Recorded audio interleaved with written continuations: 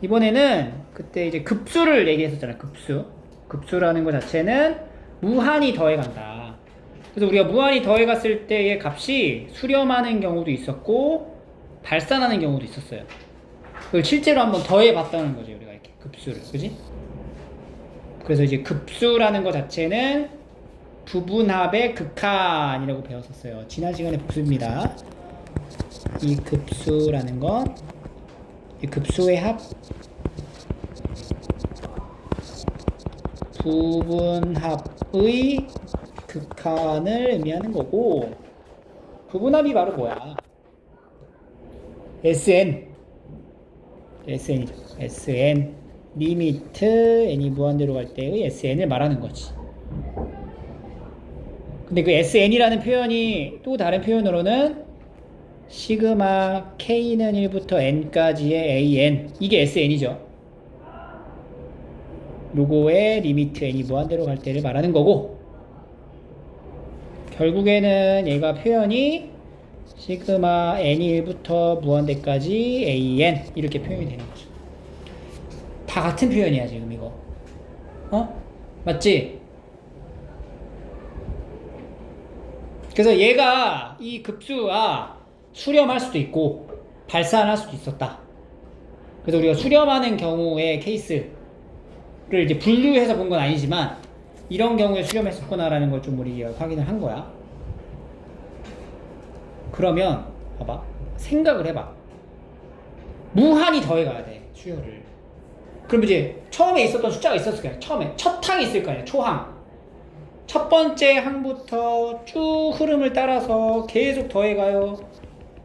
n번째 항까지 더하고 그 다음에 또 이어서 계속 더해가야 되는 건데, 얘가 수렴을 하려면 기본적으로 이제 마지막이라고 표현되지는 어렵겠지만 이 AN이라고 하는 것에 대한 극한의 값이 어떻게 돼야 되겠어? 그러니까 얘가 만약에 AN의 극한의 값이 어떤 상수의 값을 가져 1이라고 생각을 해봐. 예를 들어. 그럼 결국에는 첫째 항이 뭔지 뭐였는데 두 번째 항 가다가 흐름 가다가 계속 1에 가까워지는 항을 계속 어떻게 하는 거야? 더해가는 거잖아. 그러면 이 숫자의 합이 어떻게 돼요?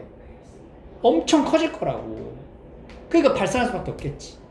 그럼 기본적으로 얘가 수렴을 하려면은 일단은 n번째 항 자체의 값이 얼마에 수렴을 해야?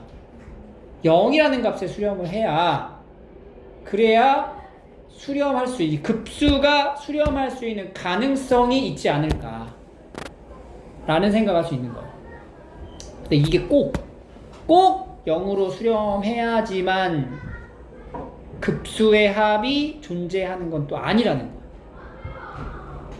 자, 이게 이제 명제로 이제 들어가는 건데, 급수가 있어요.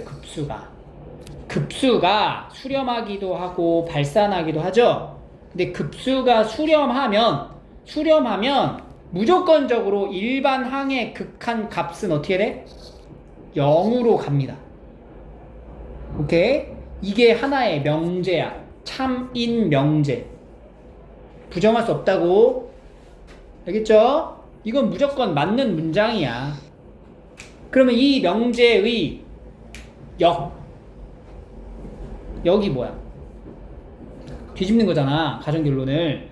얘가 0으로 수렴하면 급수는 항상 수렴하냐? 그것은 모른다. 1의 역은 성립하지 않는다.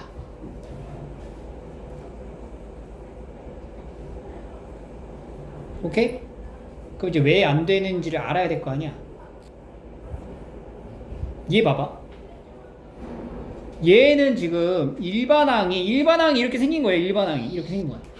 일반항의 극한값이 0으로 수렴을 하죠. 이 0으로 수렴하잖아. 무한대니까 분모가. 근데 급수를 계산해봐. 이거 계산하면 어떻게 돼요? 루트 n 더하기 1 루트 n 유리화해주고, 그럼 분모가 이렇게 바뀌죠.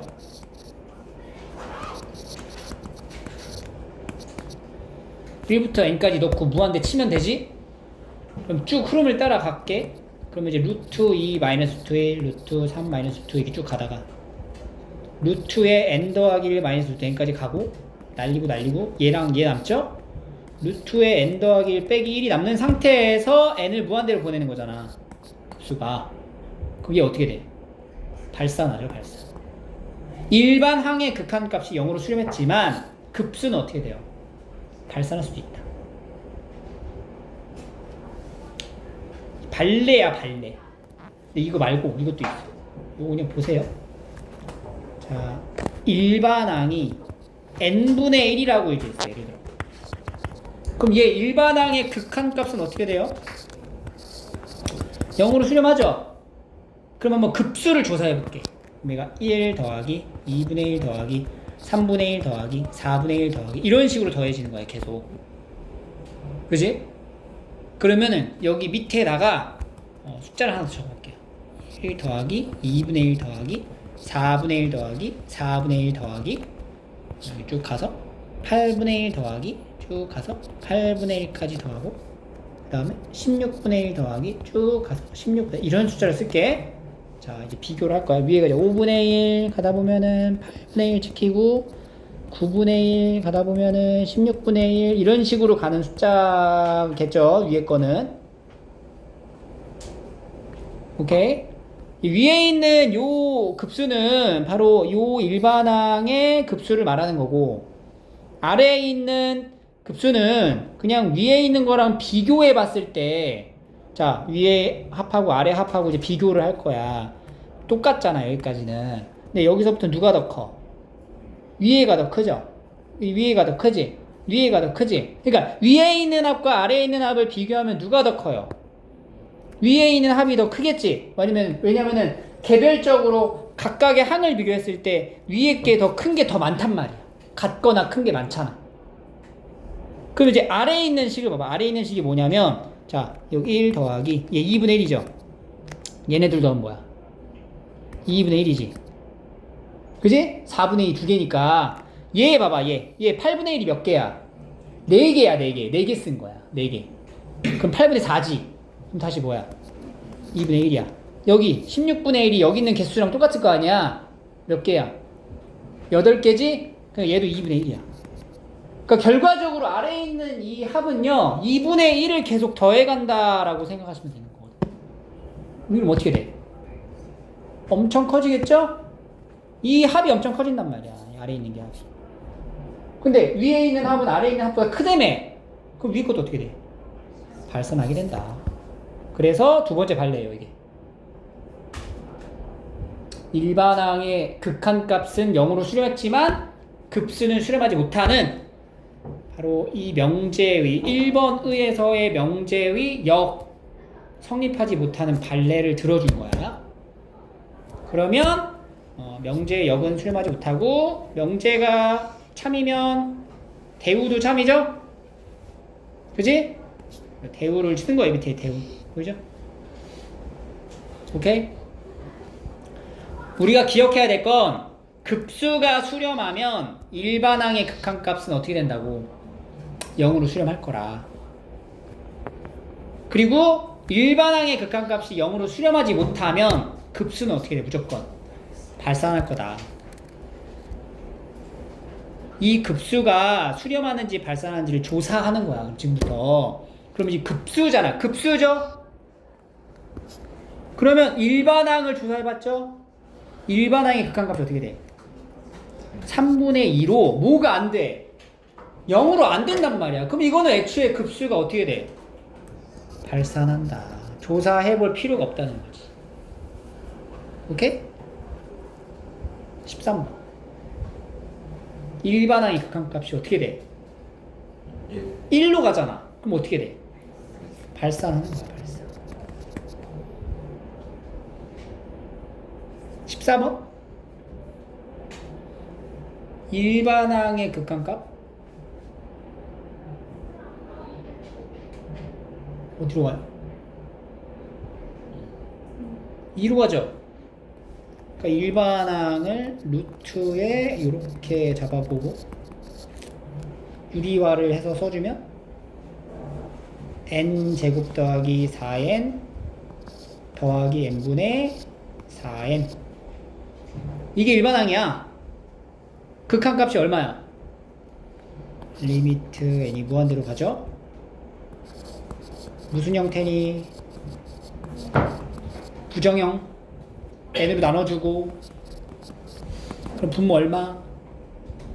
분자 얼마? 얼마로 수렴해? 일반항의 극한값이 2로 수렴했죠? 그럼 어떻게 돼? 발산 이렇게 됩니다.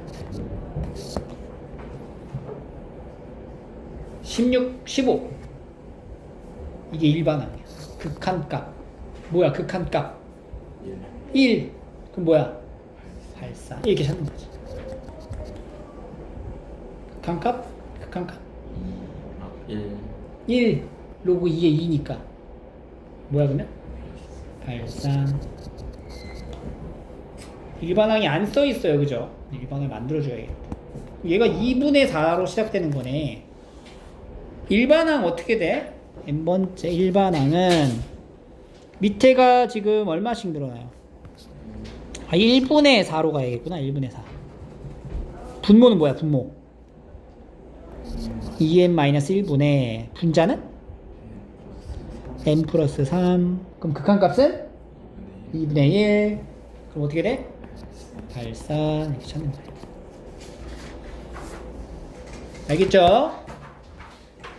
자, 그 다음에 18번. 다음 급수가 수렴할 때 밑줄 치고 급수가 수렴할 때 수렴한대. 수렴하면 이 일반항의 극한값은 어디로 간다고? 0으로 간다. 오케이? 급수가 수렴한다고 했으니까 그러면 이제 AN의 극한값 어디로 가는 거야? 1로 가겠죠. 19번 해봐. 일반항의 극한값 찾는 거야. 급수가 수렴하는 거지. 뭘로 가요? 얼마? 마이너스 7 이렇게 되겠지.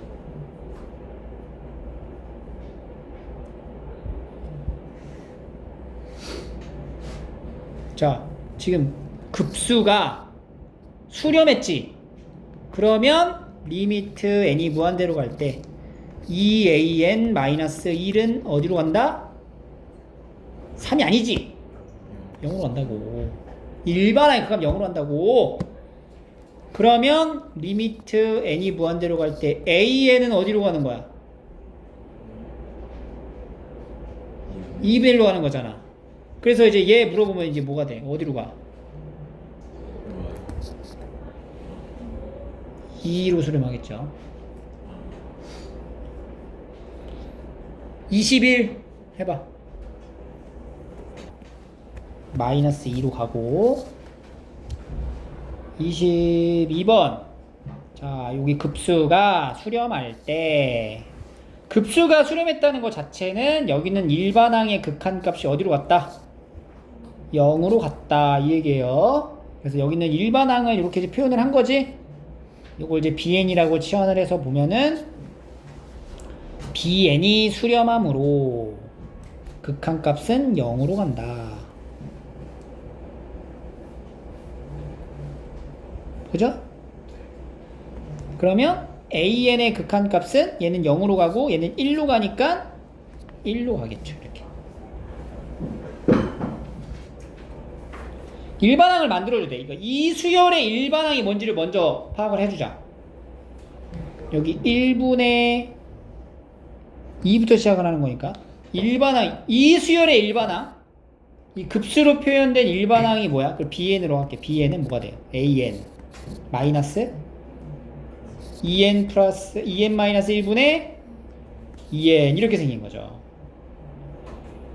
그래서 얘가 이제 수렴하니까 얘가 수렴한다는 거는 얘의 극한값 어디로 가? 0으로 간다는 얘기죠. 근데 얘가 극한값이 어디로 가? 1로 가는 거지. 마이너스 있으니까. 그러면 결국에 얘는 극한값이 어디로 가야 되겠어? 1로 가야 되겠죠. 그래야 0으로 맞춰지니까. 오케이? 24, 25 해보고. 그지? 이거 이제 bn으로 잡아서 설정하면. bn은 어떻게 생긴 거야? n분의 an 플러스 3 이렇게 봐야 되겠죠. 그래서 얘가 이제 0으로 가는 거잖아. 극한값이. 그러면 우리가 여기서 이제 찾아줄 때, 그러니까 얘는 어디로 가는 거야? 얘는 마이너스 3으로 가는 거니까. 여기 극한값 찾으라고 하면은 이제 뭘로 나눠? 그러니까 우리가 여기가 이게 0으로 간다를 통해서 리미트 n이 무한대로 갈 때 n분의 an이 마이너스 3으로 간다라는 걸 알고 있고, 요걸로 이 극한의 결과를 찾는 거죠. n으로 나눠. 이렇게 n으로 나누면 리미트 n이 무한대로 갔을 때 4 곱하기 n분의 an 마이너스 3분의 2 플러스 2 곱하기 n분의 an 더하기 1 해서 얘가 마이너스 3, 여기도 마이너스 3, 그래서 뭐야 이거? 마이너스 15분의 마이너스 5 해서 3분의 1 여기까지 도달을 하는 거죠. 그지? 이렇게 풀었을 거예요. 밑에도 이제 마찬가지 형태니까. 이제 7이 나옵니다. 그래서 우리가 이제 급수라는 것 자체가 결국에는 이 급수라는 거는 두 가지의 어떤 성질을 짬뽕시킨 거야. 뭐랑 뭐가 합쳐진 거예요? 시그마랑 극한이 짬뽕된 거야. 극한 리미트 플러스 시그마로 보시면 돼요. 그러면 리미트의 성질도 들어가고 시그마의 성질도 들어가는 건데 공통된 성질을 말해야 되는 거잖아. 근데 리미트에서 가능한 성질이 뭐뭐 있었어? 실수배, 합차, 곱 나누기 다 됐죠? 시그마는 실수배, 합차 밖에 안 되잖아. 그러니까 뭐 이거 시그마 AN하고 곱하기 시그마 BN을 하면은 시그마 AN, BN 이런 게 안 되잖아. 그러니까 결국엔 공통된 성질이니까 누구 성질하고 같다고 보면 돼. 시그마 성질하고 같다라고 보면 되는 거야. 오케이? 그 얘기예요. 수렴하죠? 급수가 수렴하죠? 얼마예요? 마이너스. 이런 건 이제 여러분들 선택 과목에서 2점짜리로 하나 나오는 거죠. 이 틀리면 진짜 바보라고 합니다.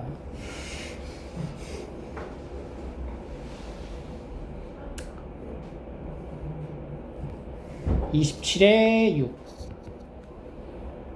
28은 26 2분의 3 이런 거. 그래서 이런 이제 변형 수렴하는 두 급수. 수렴할 때만 이제 연산이 되는 거니까 이렇게 해서 요거의 합을 구하라. 이제 알파 베타로 수렴한다라고 하면 알파 플러스 3베타를 8, 2알파 마이너스 베타를 9, 두 개를 연립하면 알파가 5, 베타가 1, 3, 8, 7 이런 식으로 31번 해보시고 마이너스 2 이렇게 나오는 거죠. 자, 그 다음에 이 등비 급수. 자, 발표. 등비 수열에서의 극한 말고 등비 수열의 합 있죠. 등비 수열의 합에서도의 극한을 얘기할 수가 있어요. 우리가 등비 수열의 합 공식이 어떻게 돼? SN은 등비 수열의 합 공식이야. 1-R분의 첫째 항에 1-R의 n제곱 이렇게 쓰잖아. 그럼 여기서도 이 공비의 모양에 따라 이 값이 수렴할 수도 있고 발산할 수도 있겠죠. 그럼 얘가 수렴하려면 기본적으로는 일단 공비가 뭐가 되면 안 돼? 1이면 이 공식을 못 써요. 우리가 실제로 이제 평가원에서 나왔던 건데 등비수열의 합 있죠. 공식을 쓸 때는 기본적으로 공비가 1이 아닌 경우랑 공비가 1인 경우로 나눠서 써야 돼.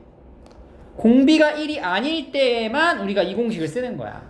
1-R분의 첫째 항의 아래 n승 이걸 쓰는 거고, 공비가 1이면은 합이 어떻게 돼? 공비가 1이면은 뭐야? 모든 항들이 첫째 항이잖아. 첫째 항이 몇 개 있어? n개 있는 거니까 a1 곱하기 n 이렇게 쓰여지는 거죠. 이런 부분들을 챙겨 가셔야 되고요. 공비가 1이 아닌 경우의 때의 이 급수, 즉 극한을 얘기한다. n이 무한대로 갈 때의 부분합의 극한, 리미트 n이 무한대로 갈 때 1-r분의 a1의 1-r의 n승 이렇게 되는 거거든. 그럼 얘가 이제 수렴을 하려면 뭐의 범위에 따라 달라지겠어? 공비 아래 범위가 마이너스 1과 1 사이일 때, 그죠? 아래 범위가 여기 사이에 있어. 그러면 이제 어떻게 돼? 이 급수가 아래 n승은 뭘로 가니까? 0으로 사라지니까 남는 게 뭐야? 1-r분의 a1 이렇게 되는 거지. 얘가 0으로 날아가 버리잖아? 남는 게 1-r의 a1 이것만 남죠?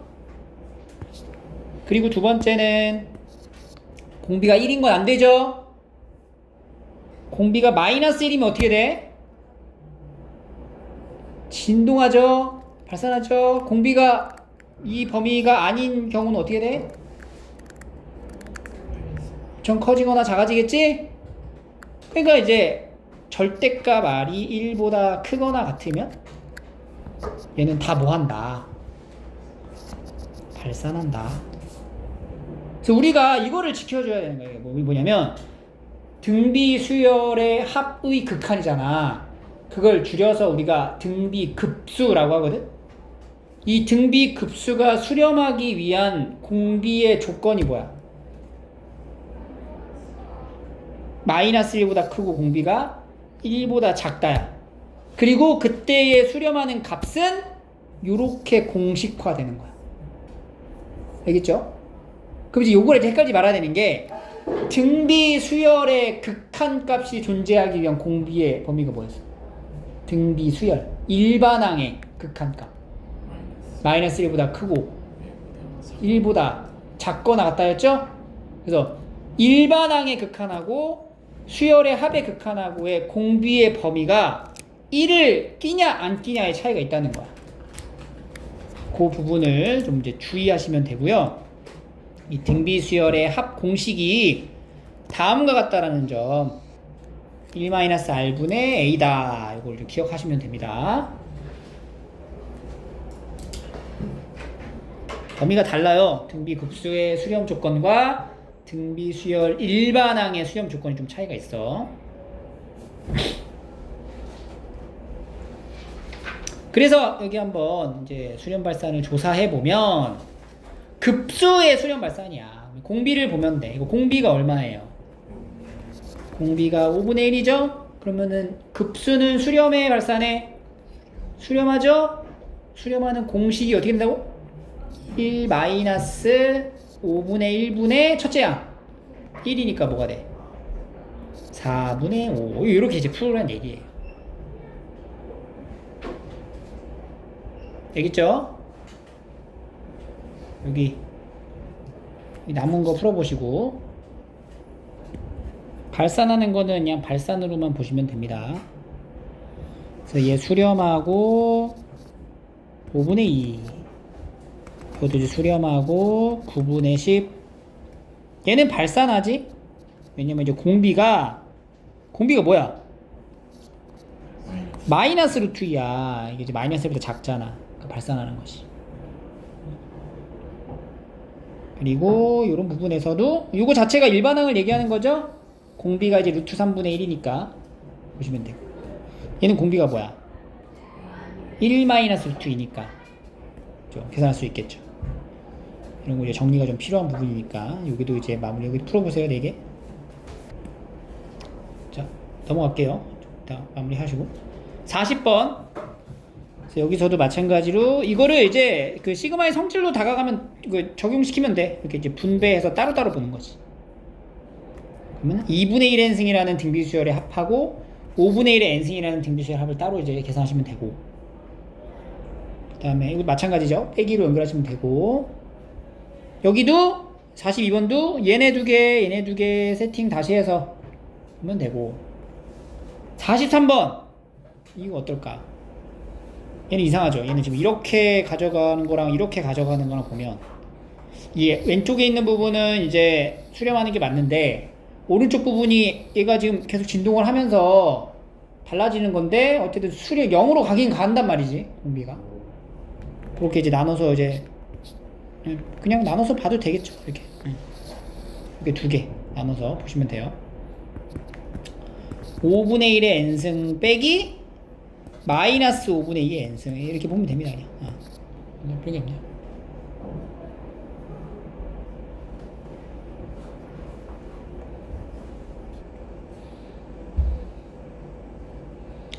계산의 연습을 각자 좀 하셔야 되니까 여기 좀 남겨둘게요.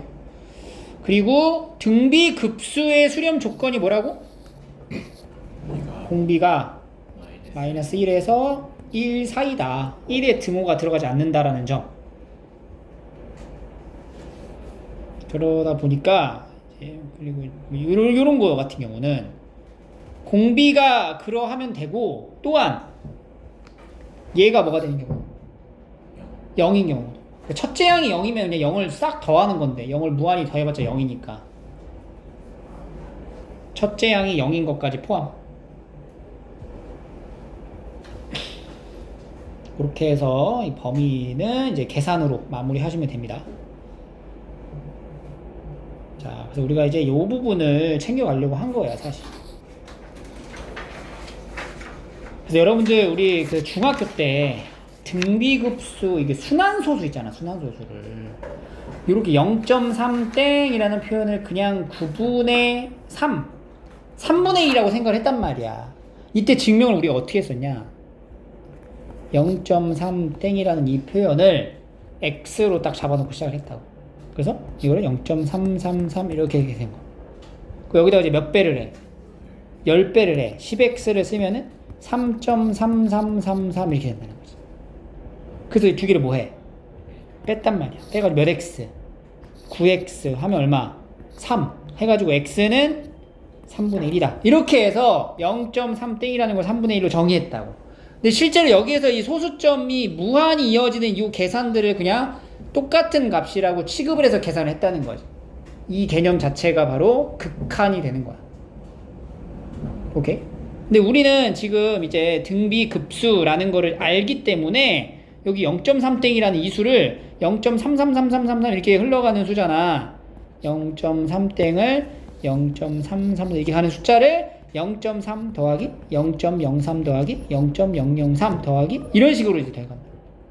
그럼 얘가 뭐냐면 10분의 3, 그 다음은 100분의 3, 그 다음은 1000분의 3 이렇게 더해가는 거야. 그럼 결국에는 무슨 수열의 합이야? 등비수열의 합, 등비급수가 되죠? 등비급수 공식에 의해서 공비 얼마? 10분의 1, 1-10분의 1분의 10분의 3 이거 계산해가지고 3분의 1 이렇게 떨어진다. 그래서 등비급수로 순환소수를 우리가 증명할 수가 있게 되는 거예요. 여기 빈칸 이제 채워보시면 0.2땡, 24땡 이렇게 되면은 얘는 10의 제곱분의 24, 4제곱의 24, 6제곱의 24, 공비가 얼마예요? 그래서 10의 제곱분의 1, 첫째 양 이렇게. 그러면 33분의 8 이런 식으로 만들어질 수 있다는 거예요. 나열된 형태를 확인한 다음에 보는 거야. 봐봐. 53번 같은 경우는 뭐예요? 얘는 1 더하기 0.5땡1땡으로 보면 되죠? 이 부분을 등비급수로 정리하고 나중에 1을 더하시면 됩니다. 얘 같은 경우도 0.23땡이잖아. 그럼 0.2 더하기 0.03 더하기 0.003 더하기 이렇게 흘러간다고. 그럼 앞에 0.2는 나중에 더해주고 뒤에 있는 이 부분만 등비급수 공식 이용해서 쓰면 된다는 거지. 오케이? 이거는 이제 교과서에 있기 때문에 한두 문제 정도 풀이할 수 있으면 되고요. 우리가 집중해야 될 거는 도형에서의 적용입니다. 이와 비슷한 문제를 우리가 등비 수열 했을 때 몇 번 다뤄봤어 사실 비슷하게. n번째 항이 뭐냐 도형에. 근데 이번엔 그 도형들의 급수 합을 물어보게 된다. 근데 항상 그 도형들은 닮아있는 형태를 만들게 돼요. 그래서 닮은 꼴이 한없이 반복되는 도형에서의 길이, 넓이, 뭐 부피 이런 것들의 합을 구하는 게 이 문제의 목적이야. 그래서 규칙을 잘 찾고, 근데 그 규칙이 닮아있는 도형에 의해서 움직이기 때문에 반드시 얘는 등비수열일 수밖에 없어요. 그래서 등비급수의 합으로 완료를 하시면 되는데, 길이 같은 경우에는 그냥 길이 b가 공b가 되겠지? 근데 넓이 b는 길이 b의 제곱을 해야 됩니다. 길이가 a 대 b가 되면 길이 b가 a 대 b면 넓이 b는 몇 대 몇이 되는 거야? a 제곱 대 b 제곱이 되는 거예요. 닮았을 때만. 부피 b는 a 세제곱 대 b 세제곱 이렇게 만들어지겠지. 그러니까 이 b를 통해서 우리가 뭘 찾아야 되냐면 처음에 만들어진 도형과 두 번째 만들어지는 도형의 이 비율 자체가 의미하는 게 바로 뭐야? 공비가 되는 거지. 공비. 오케이? 그러니까 예를 들어서 첫 번째 도형의 길이가 5였어. 두 번째 도형의 길이는 3이었어. 그럼 여기 길이 b인 5분의 3이 공비가 되는 거야. 근데 넓이 b는 어떻게 돼? 5분의 3이 공비가 되는 게 아니고 25분의 9가 공비가 되는 거지. 부피일 때는 125분의 27이 공비가 된다. 그래서 이 공비 자체가 1을 넘어가면 돼요, 안 돼요? 안 되겠죠. 그러면 이 급수가 수렴하지 못하죠. 그런 부분을 챙기면 뒤에 넘겨봐.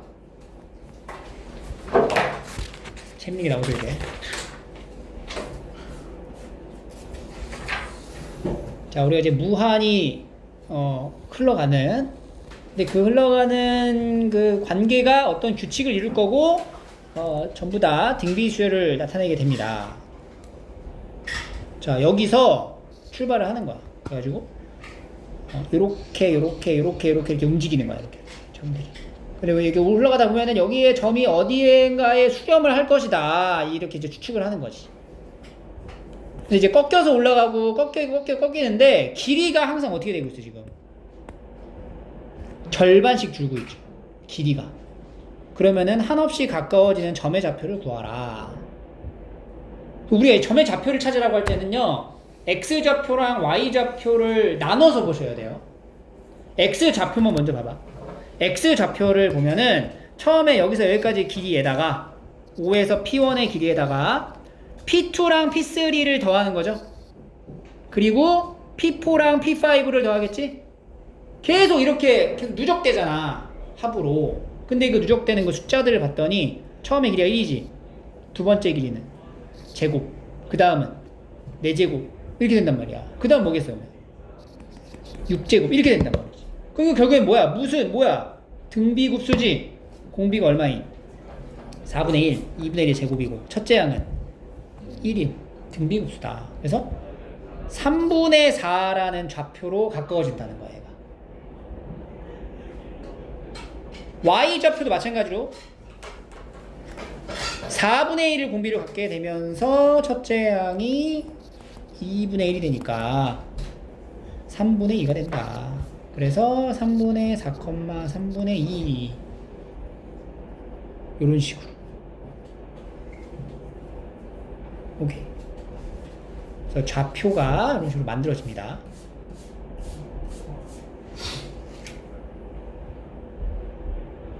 알겠죠? 이걸 한번 풀어보셔요, 한번. 그 다음에 넓이로 갈게요. 봐봐. 59번. 자, 이것도 관계본 처음에는 이 정사각형인데 이거를 4등분해서 이 부분만 칠하고, 그 다음에 이 나머지 하나에서 또 4등분해서 이 부분만 칠하고, 그 다음에 또 4등분해서 이 부분만 칠하고, 이런 식으로 이제 가란 얘기인 거예요. 그럼 우리가 이제 이런 거 이제 찾을 때 닮아 있는 도형을 계속 더해가는 거잖아. 근데 닮아 있는 도형이 점점 작아지고 있죠? 그럼 그 작아지고 있는 비율을 찾으면 돼. 근데 정사각형이니까 넓이의 관계로 가지 말고 항상 길이의 관계를 먼저 찾아. 그러니까 처음에 여기 길이가 얼마야? 2지. 그 다음 여기 길이가 얼마야? 1이지. 그럼 길이 b가 몇 대 몇이야? 2대 1인 거야. 그럼 넓이 b는 4대 1인 거야. 그럼 이 도형의 공비는 4분의 1인 거야. 이렇게 공비 딱 찾아보면 끝나. 그래서 이제 1 마이너스 4분의 1분의 첫째 항은 뭐가 돼요? 4가 되겠죠? 여기 색채된 게 여기니까. 이런 식으로 해서 찾아주시면 됩니다. 알겠죠? 여기 한번 나머지 문제 한번 풀어볼게요. 이 도형에서는 그러니까 길이비를 통해서 넓이비로 이제 측정을 하면 되는 거고, 실생활 문제 같은 경우는요, 도형에 관련 내용을 조금 적용을 하긴 하지만 완벽한 도형은 아니기 때문에 이런 경우는 어느 정도의 그 상황에 따라 다르잖아. 그러니까 숫자들을 좀 나열해서 볼 필요가 있습니다. 그래서 이제 61번 같은 경우 잠깐 보면은 이게 추진자의 운동이죠. 처음에 추를 놓으면 20cm만큼 움직였다가 방향을 바꾸어 16cm만큼 움직인다. 그래서 이제 계속 왔다 갔다 하면서 움직인 거리의 5분의 4만큼만 움직인다는 거죠. 그럼 처음에는 몇 cm 움직였어? 20, 그 다음은? 그 다음 16, 그 다음은? 이렇게 가겠죠. 공비가 얼마야? 5분의 4가 되고 첫째 항은 얼마가 된다? 20이 되는, 이렇게 그냥 나열해서 상황을 보시면 돼요. 알겠죠? 나열해서 어느 부분까지가 등비급수인지를 파악해서 문제를 푸시면 됩니다. 62번도 이제 마찬가지고.